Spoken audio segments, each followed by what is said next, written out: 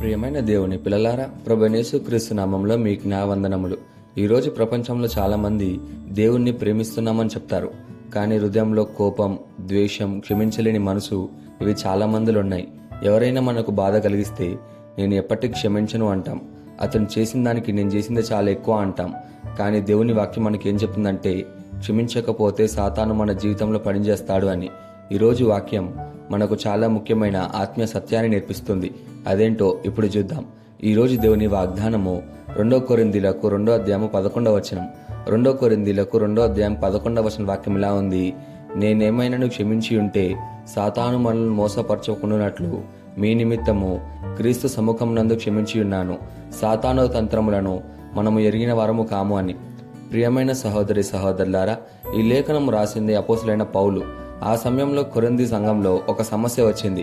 ఒక వ్యక్తి సంఘంలో తప్పు చేశాడు, పాపంలో జీవించాడు, దేవుని మార్గం నుండి తప్పిపోయాడు.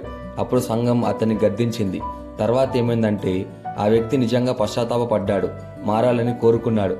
కానీ కొంతమంది ఇంకా అతన్ని అంగీకరించలేదు. అప్పుడు పౌలు ఇలా చెప్పాడు: అతన్ని క్షమించండి, లేకపోతే సాతాను దీనిని ఉపయోగించుకుంటాడు అని. ఎందుకంటే సాతాను సంఘంలో విభేదాలు తీసుకురావాలని చూస్తూ ఉంటాడు, క్షమించలేని మనసును ఉపయోగించుకుంటాడు.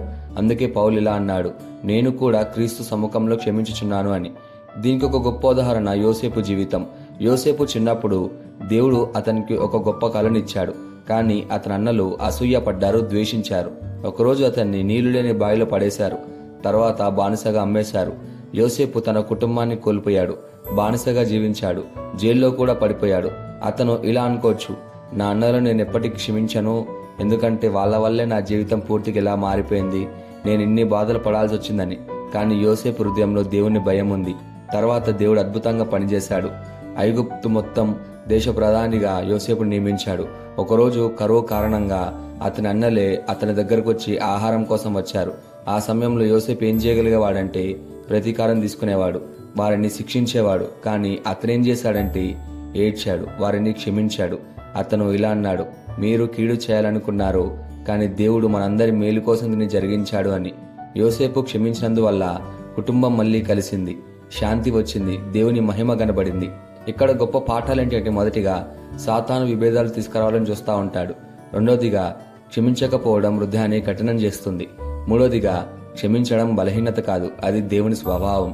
నాలుగోదిగా దేవుడు మనల్ని కూడా క్షమించాడు కాబట్టి మనం కూడా ఇతరులను క్షమించాలి. ఈ వాగ్దానాన్ని మన జీవితంకి ఎలా తీసుకోవాలంటే, మొదటిగా మనసులో ద్వేషం పెట్టుకోకూడదు. రెండోదిగా వెంటనే క్షమించడం నేర్చుకోవాలి. మూడోదిగా సాతాను తంత్రాలను గుర్తించాలి. నాలుగోదిగా క్రీస్తు లాంటి హృదయాన్ని కలిగి ఉండాలి. ప్రియమైన దేవుని పిల్లలారా, ఎవరైనా మిమ్మల్ని బాధ పెట్టారా లేదా మోసం చేశారా? మీ హృదయం ఇంకా బాధపడుతుందా? ఈరోజు దేవుడు చెప్తున్నాడు, క్షమించండి అని. ఎందుకంటే క్షమించడం వల్ల మీరు స్వేచ్ఛను పొందుతారు, మీ హృదయంలో శాంతి వస్తుంది. క్షమించలేని హృదయంలో సాతాను పనిచేస్తాడు, క్షమించే హృదయంలో దేవుడు పనిచేస్తాడు. ఈ వాగ్దానాన్ని మనం స్వతంత్రించలాగా మనం ప్రార్థన చేద్దాం. మమ్మల్ని మిక్కిలిగా ప్రేమించిన ప్రియా పరలోకపు తండ్రి, నీకే కృతజ్ఞతాస్తుతులు, వందనాలు చేయించుకుంటున్నాం ప్రభువా. నీ వాగ్దానం ద్వారా మాతో మాట్లాడినందుకు నీకే ధన్యవాదాలు చేయించుకుంటున్నాం ప్రభువా. ఈరోజు నీ వాక్యం ద్వారా క్షమించే హృదయాన్ని మాకు నేర్పించినందుకు నీకే కృతజ్ఞతలు చేయించుకుంటున్నాం ప్రభువా. మా హృదయం ఉన్న ప్రతి కోపాన్ని, ద్వేషాన్ని తొలగించుము తండ్రి. యోసేపు తన అన్నలను క్షమించినట్లే మేము కూడా ఇతరులను క్షమించే కృపను మాకు దయచేయండి తండ్రి. సాతాను తంత్రాల నుండి మమ్మల్ని కాపాడమని ప్రార్థిస్తున్నాం ప్రభువా. మా జీవితాలలో నీ ప్రేమ, నీ శాంతిని నింపమని ప్రార్థిస్తూ యేసుక్రీస్తు నామమున అడుగుచున్నాం తండ్రి. ఆమేన్.